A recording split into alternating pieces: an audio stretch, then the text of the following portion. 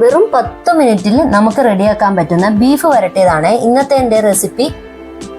ബീഫും പിന്നെ ബോയിൽ ചെയ്ത പൊട്ടാറ്റോയും കൊണ്ട് ഞാൻ ഉണ്ടാക്കിയിരിക്കുന്ന ബീഫ് തട്ടുകട സ്റ്റൈലിൽ ബീഫ് വരട്ടിയതാണ്. അപ്പോൾ സ്കിപ്പ് ചെയ്യാതെ എല്ലാവരും അവസാനം വരെ കാണാൻ ശ്രമിക്കണേ. Hi friends, welcome to another video. അപ്പോൾ ഇന്നത്തെ സ്പെഷ്യൽ എന്താ അറിയോ? ഇന്ന് സ്പെഷ്യൽ റെസിപ്പിയാണ്. നാടൻ സ്റ്റൈലിലുള്ള ബീഫ് വരട്ടിയതാണ് ഇന്നത്തെ സ്പെഷ്യല്. തേങ്ങാക്കൊത്തും ചെറിയുള്ളിയൊക്കെ വറുത്തിട്ട് നല്ല കിഡിലൻ ടേസ്റ്റിലുള്ള ബീഫ് വരട്ടിയതാണ് ഇന്നത്തെ എൻ്റെ സ്പെഷ്യൽ. അപ്പോൾ വീഡിയോ കാണുന്നതിന് മുന്നേ എൻ്റെ ചാനൽ ആദ്യമായിട്ട് കാണുന്നവരുണ്ടെങ്കിൽ ഒന്ന് സബ്സ്ക്രൈബ് ചെയ്ത് കാണുക. വീഡിയോ കണ്ടിട്ട് ഇഷ്ടപ്പെട്ടെങ്കിൽ എല്ലാവർക്കും ഷെയറും കൂടി ചെയ്തു കൊടുക്കുക. പിന്നെ ലൈക്ക് ചെയ്യുക, ഫോളോ ചെയ്യാനും മറക്കരുത്. പിന്നെ തൊട്ടടുത്തുള്ള ബെല്ലൈക്കോൺ കൂടി ക്ലിക്ക് ചെയ്യുകയാണെങ്കിൽ ഞാൻ ഇടുന്ന വീഡിയോസിൻ്റെ നോട്ടിഫിക്കേഷൻസ് നിങ്ങൾക്ക് യഥാസമയം ലഭിക്കുന്നതായിരിക്കും. ഇതൊരു ചെറിയ വീഡിയോ ആണ്, സിമ്പിൾ ആയിട്ടുള്ള റെസിപ്പിയുമാണ്. അതുകൊണ്ട് എന്തായാലും എല്ലാവരും ട്രൈ ചെയ്ത് നോക്കുക. അപ്പോൾ നമുക്ക് ബീഫ് വരട്ടിയത് കണ്ടാലോ? അതിനാവശ്യമായിട്ട് ഞാൻ 2 കിലോ ബീഫ് എടുത്തിട്ടുണ്ട്.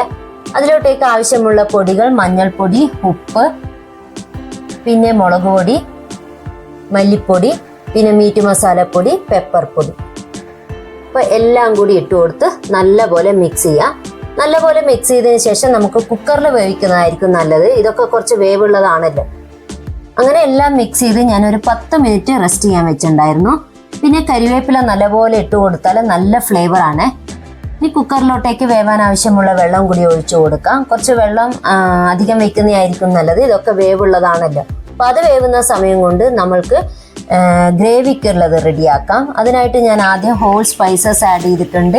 പിന്നെ കുറച്ച് പച്ചമുളക്, ഇഞ്ചി, വെളുത്തുള്ളി, ചെറിയ ഉള്ളി, കരിവേപ്പില. അപ്പോൾ എല്ലാം കൂടി ഒന്ന് വഴറ്റി കൊടുക്കാം. ഇഞ്ചിയും വെളുത്തുള്ളിയൊക്കെ ഇതുപോലെ അരിഞ്ഞിട്ട് ചേർക്കുന്നതായിരിക്കും ടേസ്റ്റ്. അപ്പോൾ എല്ലാം കൂടി ഒന്ന് വഴറ്റിയെടുക്കാം. അതിനുശേഷം ഒരു 4 മീഡിയം സൈസ് വലിയ ഉള്ളി എടുത്തിട്ടുണ്ട്. വേഗം മൂത്ത് വരാൻ വേണ്ടിയിട്ട് ഞാൻ കുറച്ച് ഉപ്പ് കൂടി ചേർത്ത് കൊടുത്തിട്ടുണ്ട്. ഇനി അതും നല്ലപോലെ നമുക്ക് വഴറ്റി കൊടുക്കാം. ഏകദേശം ഇത്ര ആയതിനു ശേഷം ഒരു തക്കാളി നമുക്ക് ചേർത്ത് കൊടുക്കാം. ബീഫിന് പൊതുവെ തക്കാളി ചേർക്കാറില്ല, ഞാൻ പിന്നെ ഒരു തക്കാളി ചേർത്ത് കൊടുക്കാറുണ്ട് എപ്പോഴും. അപ്പോൾ അതും ഇതിൻ്റെ കൂടെ ഇട്ടിട്ട് നല്ലപോലെ ഒന്ന് വഴറ്റി കൊടുക്കാം. അതിനുശേഷം വേവിച്ച് വെച്ചിരിക്കുന്ന ഈ ബീഫൊക്കെ നമുക്ക് ഇതിലോട്ടേക്ക് ഇട്ട് കൊടുക്കാം. അതിനുശേഷം എല്ലാം നല്ലപോലെ മിക്സ് ചെയ്യാം. ഇനി എല്ലാം കൂടിയും നല്ലപോലെ ഒരു 5 മിനിറ്റിൽ ലോ ഫ്ലെയിമിൽ നമുക്ക് വെച്ചിട്ട് ഒന്ന് വേവിച്ചെടുക്കാം. അപ്പോൾ മസാലയും ബീഫും എല്ലാം കൂടി സെറ്റായി കിട്ടും. നല്ല ടേസ്റ്റാണ് ഈ ബീഫ് വരട്ടിയത്. അങ്ങനെ ഒരു 5 മിനിറ്റ് ലോ ഫ്ലെയിമിൽ വെച്ചിട്ട് ഒന്നും കൂടിയും വേവിച്ചെടുത്തിട്ടുണ്ട്. അപ്പോൾ നല്ല മണം കൂടി വരുന്നുണ്ട്. ഈ സമയത്ത് നമുക്ക് ഈ ബോയിൽ ചെയ്ത പൊട്ടാറ്റോ ഇതിലോട്ടേക്ക് ഇട്ട് കൊടുക്കാം. ബോയിൽ ചെയ്തുകൊണ്ട് ഇനി വേവണം എന്നില്ലല്ലോ, ഇനി ഈ മസാല ഇതിൽ പിടിച്ചിട്ട് വരണമല്ലോ.